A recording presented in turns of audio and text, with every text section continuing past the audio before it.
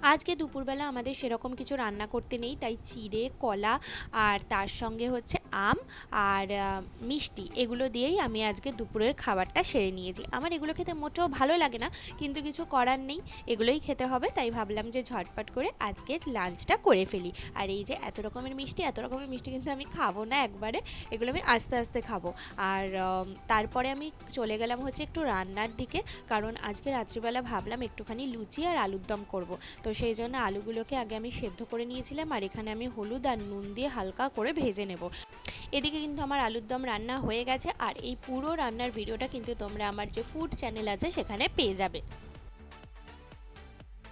এদিকে আমি এখন চলে এসেছি ময়দা মাখার জন্য, ভাবলাম ময়দাটা ঝটপট করে মেখে নিই। আর বর অফিস থেকে বেরিয়ে গেছে, একটু পরেই চলে আসবে, ও এলে গরম গরম করে লুচিগুলো করে নেব। তো আমার ময়দা মাখা কমপ্লিট, আর আমার বড় অফিস থেকে চলে এসেছে, তাই আমি চলে গেলাম গরম গরম চা করতে। আমার জন্য একদম অল্প চা করেছিলাম, আর আমার বরকে পরিমাণ মতোই চা দিয়েছিলাম। তারপর এদিকে টাইম হয়ে যাচ্ছিল ডিনারের, তো চলে এলাম, এই যে দেখো লেচিগুলো কেটে নিয়েছি, আর এবার ঝটপট করে আমি করে নেব গরম গরম লুচি। আমি এদিকে লুচি করা শুরু করে দিয়েছিলাম, আর বর টুকটাক যে কাজগুলো ছিল সেগুলো করে নিচ্ছিল, কারণ এসে ফ্রেশ হয়ে নিয়েছিল। তারপরে আরও তো কিছু কাজ থাকে, তারপর পরের দিনেরও কিছু গোছগাছ ছিল, সেগুলোও করে নিচ্ছিল।